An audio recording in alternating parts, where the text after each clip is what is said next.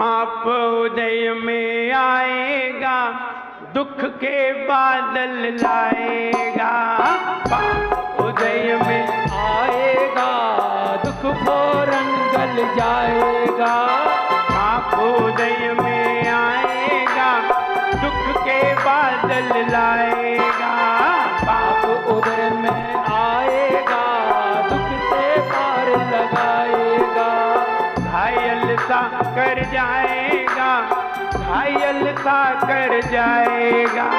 घायल सा कर जाएगा, घायल सा कर जाएगा। तीव्र पाप हो उदय अगर, तीव्र पाप हो उदय अगर, मौत अकाल दिखाएगा। तीव्र पाप हो उदय अगर, मौत अकाल दिखाएगा। पापी पापों से हो, पापी पापों से भव में दुख पाए रे। जीवन है पानी की बूंद, कब मिट जाए रे। हो जीवन है पानी की बूंद, कब मिट जाए रे। होनी अनहोनी हो, होनी अनहोनी सब त्यागट जाए रे। जीवन है पानी की बूंद, कब मिट जाए रे। हो जीवन है पानी की बूंद, कब मिट जाए रे। पाप उदय में आएगा, दुख के बादल लाएगा। पाप उदय में आएगा, दुख के बादल लाएगा। घायल सा कर जाएगा, घायल सा कर जाएगा। घायल सा कर जाएगा, घायल सा कर जाएगा। घायल सा कर जाएगा, घायल सा कर जाएगा। घायल सा कर जाएगा, घायल सा कर जाएगा। जब कभी जीवन में हम पढ़ाई करते हैं, जब कभी जीवन में हम कमाई करते हैं, तब हमारे घर वाले बहुत खुश होते हैं, परिवार वाले बड़े खुश होते हैं। अगर बच्चा पढ़े और बच्चा कमाए, सबसे ज्यादा खुश कौन होता है? पड़ोसी। कौन खुश होता है? परिवार वाले। बच्चा पढ़े, पढ़ाई करो अथवा कमाई करो, हमारे परिवार वाले खुश होते हैं। और अगर हम भगवान की भक्ति करते हैं तो हमारा मन खुश होता है। भगवान की भक्ति से मन खुश होता है, कमाई से परिवार वाले खुश होते हैं। लेकिन जब हम अच्छा आचरण करते हैं तो ना परिवार वाले खुश होते हैं, ना मन खुश होता है, हमारी आत्मा खुश होती है। आचरण से हम खुश होते हैं, आचरण से हमारी आत्मा खुश होती है। लेकिन अच्छे गुणगान से, भगवान की आराधना से, भगवान के गुणगान से हमारा मन खुश होता है। और कमाई करने से ये मन खुश नहीं होता, ना मन खुश होता है, ना आत्मा खुश होती है। पराये लोग, परिवार के लोग खुश होते हैं। तुम बहुत आराधना करो, बहुत पूजन करो, कमाई नहीं करो, 50 सुनाएंगे अगर तुमने कमाई नहीं की। कमाई करते हो, फिर मंदिर जाते हो तो घर वाले भी खुश होंगे और भगवान खुश होंगे। भगवान की बात अलग है। बात ये चल रही थी कि हमें पुण्य के फल से ये सारी दुनिया के सामान मिलते हैं या नहीं। तो हमने कल बताया था पुण्य के फल से नहीं मिलते। पुण्य का फल अलग चीज है और पुण्य के उदय में बहुत सारी सामग्री मिलना ये अलग चीज है। दोनों बातें अलग है। फल अलग चीज है और वस्तुओं का मिलना अलग चीज है।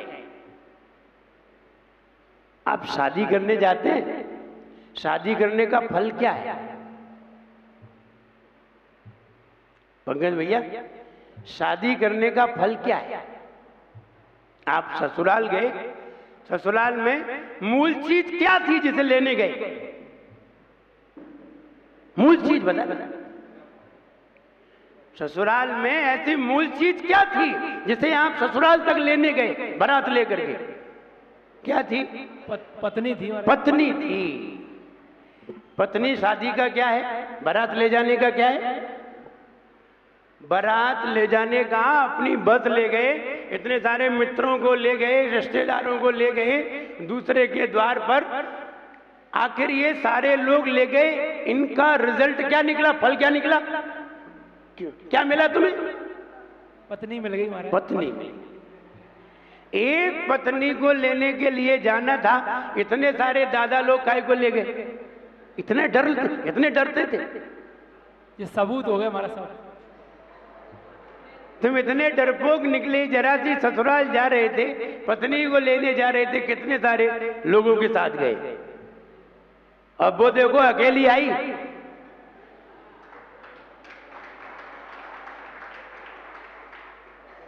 बताओ डरपोक कौन था?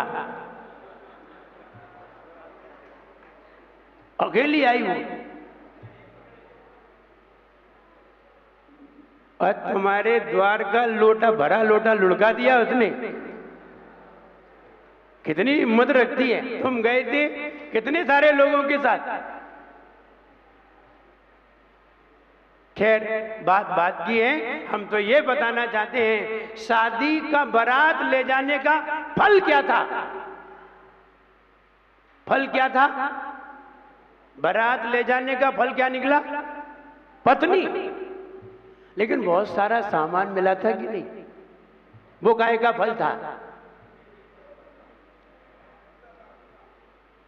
वो फल नहीं था, वो तो उसके साथ में मिलने वाला सामान था। ठीक वैसे ही पुण्य का फल तो अनंत पद है। बाद में जो सामान मिलते हैं ये तो सब दहेज के सामान है। और लगेज, दहेज और लगेज में कोई अंतर नहीं है। जितना दहेज नहीं होता उतना लाने का खर्चा लग जाता है। क्या जरूरत थी दहेज लेने की? व्यक्ति ने कहा तुम विदेश से आए हो हमारे यहाँ और हमारे यहाँ तुम शादी करने आए हो, हम तुम्हें इतना सामान देंगे। बोले कोई सामान नहीं चाहिए मुझे, तुम जितने का सामान नहीं होगा उतना ले जाने का लग जाएगा, तुम तो पैसा दो सीधे, हम वहां ले ले। कहने का मतलब कि और जो सामान मिलता है ये बारात का फल नहीं है, ये शादी का फल नहीं है, ये शादी में आने वाली डस्ट है। क्या करें, मिल जाते हैं, न जाने क्या क्या सामान मिल जाते हैं। तो कहने का मतलब ये है मूल फल जानिए और उसके साथ आने वाले सामान भी जानिए। आप विदेश से अथवा कहीं से भी, मुंबई से, दिल्ली से, अथवा मद्रास से, अथवा कुवैत से, लंदन से, दुबई से कोई भी चीज मंगाइए, कोई इलेक्ट्रॉनिक सामान मंगाइए, आप कैमरा मंगाइए, बढ़िया कैमरा मंगाइए, वीडियो कैमरा मंगाइए, जैसा ये सामने लगाए ऐसा कैमरा मंगाइए दुबई से। देखिए कैसे पैकिंग होके आता है। उसकी पैकिंग में कम से कम 1000 रुपए खर्च होते हैं, 1000 रुपए। अगर उसे तुम पानी में भी फेंक दो कैमरा खराब नहीं होगा, पानी में डला रहे तो भी खराब नहीं होगा, उसकी पैकिंग होती है। आप बताइए, आपका लक्ष्य तो कैमरा खरीदने का था, ये इतना बड़ा बॉक्स मिला, डब्बा मिला, ये सब क्या है? ये सब पीछे से मिलने वाली चीजें हैं। ठीक वैसे ही पुण्य करना हमारा पुरुषार्थ है और केवल ज्ञान पाना हमारा लक्ष्य है, लेकिन दुनिया के सामान मिलना ये उसके साथ जरूरी है और मिल जाते हैं। कहते हैं ना, नर परम सुभावन तै पूजा करे, हरियल चक्री होए राज्य क्षय खंड करे, फिर होय धरणेन्द्र इंद्र पदवी धरे, नाना विध सुख भोग बहुरी शिवती अवरे। तो बाद में मोक्ष प्राप्त होता है, इंद्र पद मिलते हैं, नरेंद्र पद मिलते हैं, चक्रवर्ती पद मिलते हैं, न जाने कितने पद मिलते हैं और कितने पड़ाव आते हैं अच्छे अच्छे, लेकिन ये पुण्य के फल नहीं है, ये पुण्य के फल नहीं है। जैसे खेत में हमने गेहूं बोया था तो गेहूं तो फल था, लेकिन भूसा फल नहीं था। आपने कभी अफीम की खेती देखी? नहीं देखी ना? अफीम में ही पोस्ता के दाने आते हैं जो बाजार में बिकते हैं। किराने की दुकान पे जो पोस्ता के दाने आते हैं वो अफीम के डोने के अंदर होते हैं।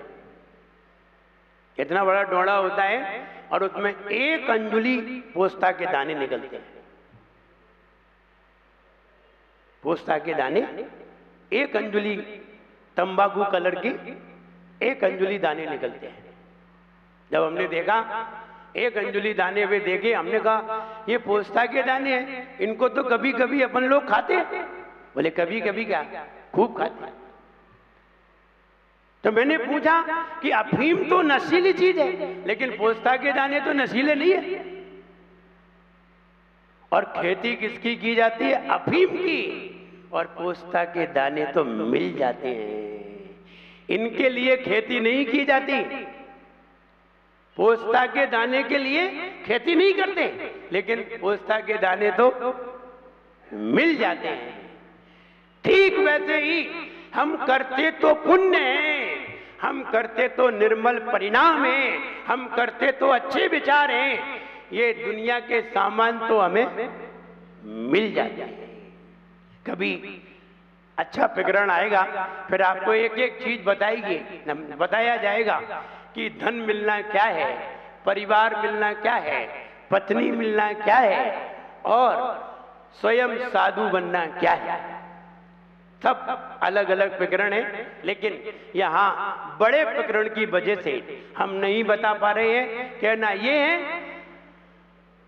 अकाल मृत्यु को टाला जा सकता है, अकाल मृत्यु को टाला जा सकता है, अकाल मृत्यु को आगे बढ़ाया जा सकता है, धक्का दिया जा सकता है। आज आ रही है, 1 साल बाद तक के लिए पीछे किया जा सकता है, 10 साल बाद तक के लिए पीछा किया जा सकता है, 20 साल बाद तक के लिए पीछे सरकाया जा सकता है। किसको? अकाल मृत्यु को। लेकिन मृत्यु को नहीं टाला जा सकता। मृत्यु को टालना तो मुश्किल है। लोग दूसरे की कमाई पर तो बहुत चलते हैं, लेकिन हम ये कहना चाहते हैं आप अपनी कमाई पे चलिए। मृत्यु को टाला नहीं जा सकता, अकाल मृत्यु को टाला जा सकता है, मृत्यु को तो बदला जा सकता है। तो बदलना है, मृत्यु को बदला जा सकता है, अकाल मृत्यु को टाला जा सकता है। और अकाल मृत्यु कैसे होती है? 1 मिनट में समझिए। अगर डैम लगा हुआ है और डैम के आगे अगर तुम्हारा मकान बना है और डैम के हम पूरे गेट खोल दें और पानी फुल स्पीड से आए, तो बताइए तुम्हारा मकान टूटने में कितनी देर लगती है? 1 दिन तो बहुत है, 1 घंटा भी बहुत है। वो जैसे ही पानी निकलेगा तुम्हारे मकान को ध्वस्त कर देगा।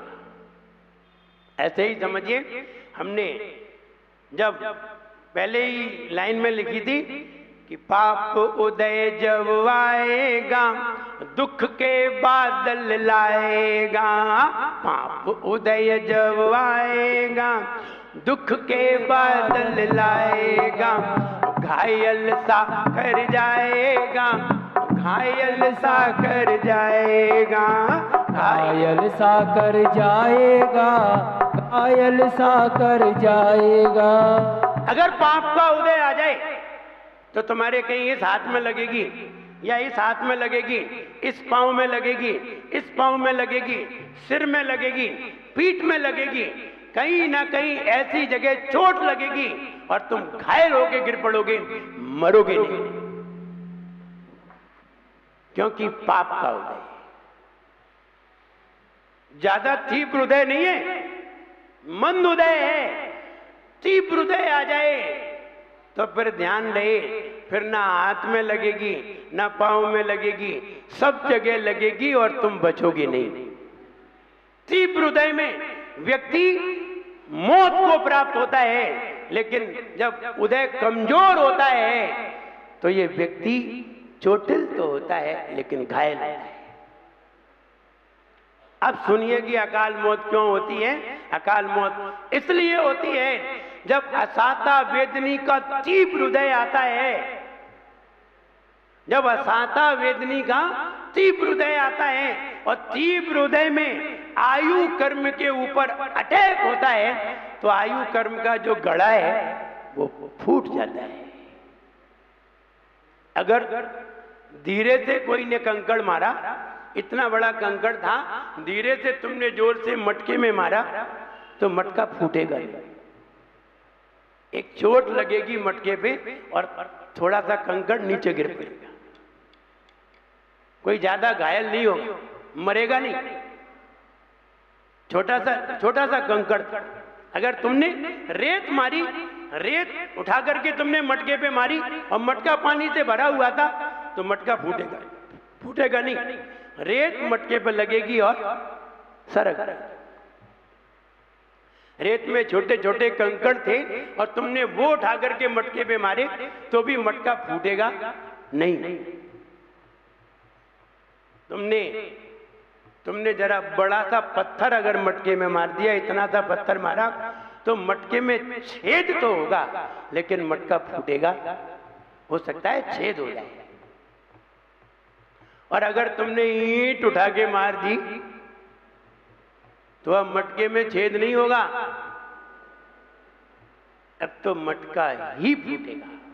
देखिए, रेत का मारना भी, रेत का लगना भी पाप का उदय है, कंकड़ का लगना भी पाप का उदय है, एक छोटा सा डेला लगना भी पाप का उदय है, छेद होना भी पाप का उदय है और पूरा बस्ट होना भी पाप का उदय है। बस इतना समझिए कि जब ईंट पड़ी थी तो तीव्र पाप का उदय था, इसलिए मटका बच नहीं सका।